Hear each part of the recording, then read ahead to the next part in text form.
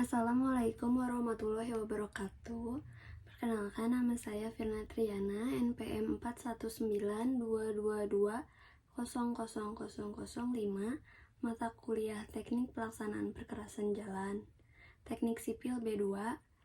Di sini saya akan mempresentasikan apa yang ada di dalam materi Teknik Pelaksanaan Perkerasan Jalan. Yang pertama ada perkerasan komposit, composite pavement. Perkerasan komposit adalah jenis perkerasan yang menggabungkan perkerasan kaku dan perkerasan lentur. Nah, tujuan utama dari pekerjaan ini adalah untuk menggabungkan keunggulan dari kedua jenis perkerasan guna meningkatkan kinerja, memperpanjang umur layanan, dan mengurangi biaya pemeliharaan jalan. Nah, biasanya perkerasan komposit digunakan dalam dua konfigurasi utama. Yang pertama ada aspal di atas beton. Lapisan aspal ini diaplikasikan di atas perkerasan beton untuk meningkatkan kenyamanan berkendara, mengurangi kebisingan, dan mengatasi retak akibat penguaian beton. Yang kedua ada beton di atas aspal. Nah, beton ini diaplikasikan di atas lapisan aspal lama yang masih kuat untuk memperkuat struktur jalan tanpa perlu membangun ulang pondasi.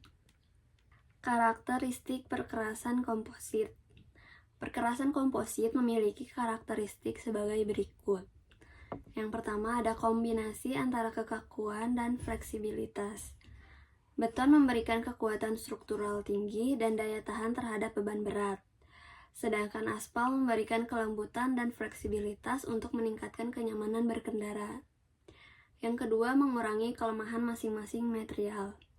Beton dapat mengalami retakan akibat penguaian dan penyusutan, tetapi dengan adanya lapisan aspal di atasnya, retakan ini bisa dikurangi.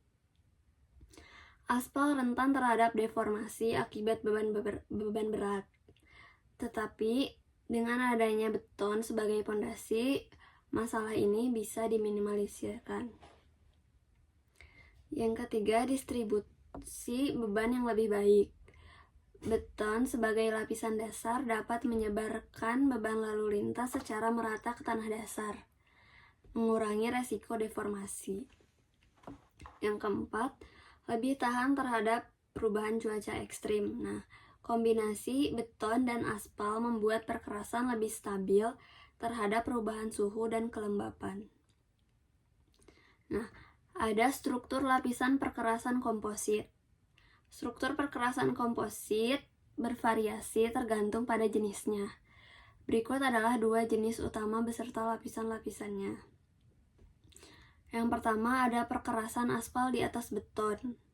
Nah, lapisan permukaan ini yaitu aspal panas berfungsi untuk meningkatkan kenyamanan berkendara dan menutupi retak pada beton di bawahnya. Kemudian ada lapisan peralihan.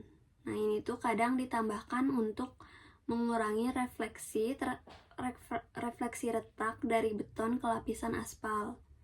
Bisa menggunakan material seperti geotekstil, lapisan aspal modifikasi, atau lapisan aspal dengan serat tambahan.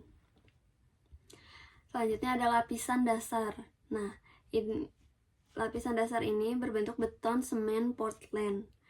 Ini menyediakan kekuatan utama dalam sistem perkerasan, bisa berupa beton tanpa tulangan atau beton bertulang.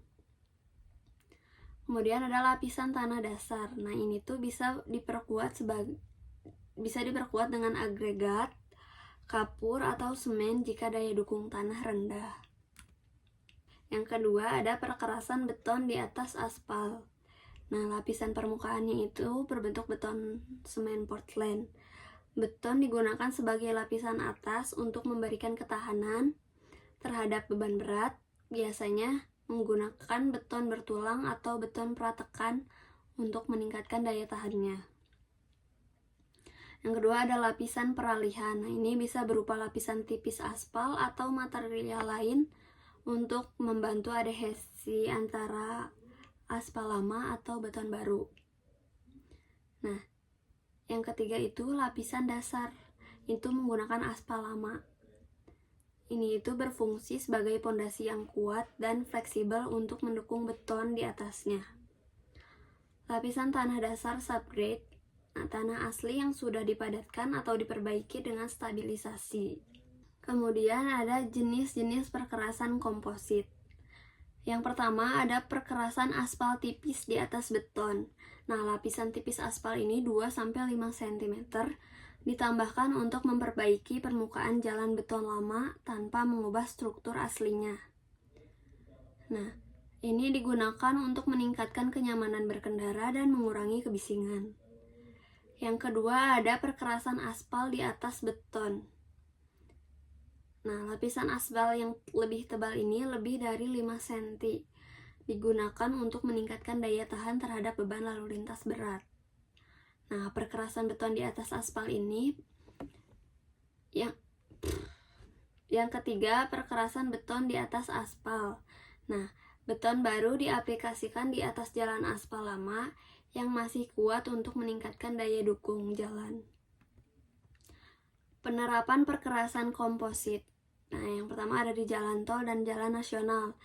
Beberapa ruas jalan tol Trans Jawa di Indonesia menggunakan lapisan aspal di atas beton untuk meningkatkan kenyamanan berkendara. Yang kedua ada bandara dan landasan pacu. Ini ada di Bandara Internasional Soekarno-Hatta menggunakan perkerasan komposit untuk menahan beban pesawat berat. Untuk menahan beban pesawat besar. Yang ketiga, jalan di daerah beriklim ekstrim. Nah, jalan raya di Kanada dan Eropa Utara menggunakan perkerasan komposit untuk mengatasi masalah retak akibat suhu rendah. Yang keempat ada terminal kontainer dan pelabuhan. Nah, ini ada di Pelabuhan Tanjung Priuk di Jakarta, itu menggunakan perkerasan komposit untuk menahan beban berat dari truk kontainer. Nah, ada juga keunggulan dan kekurangan perkerasan komposit. Nah, ini keunggulannya itu menggabungkan keunggulan beton dan aspal, mengurangi permasalahan refleksi retak, lebih ekonomis dibandingkan membangun perkerasan baru, lebih tahan terhadap kondisi ekstrim, mengurangi kebisingan dan meningkatkan kenyamanan berkendara. Kekurangannya yaitu lebih kompleks dalam perencanaan dan konstruksi. Jika tidak dirancang dengan baik, bisa mengalami refleksi retak, dan biaya awal biasanya lebih tinggi dibandingkan perkerasan tunggal. Sekian presentasi dari saya. Terima kasih. Wassalamualaikum warahmatullahi wabarakatuh.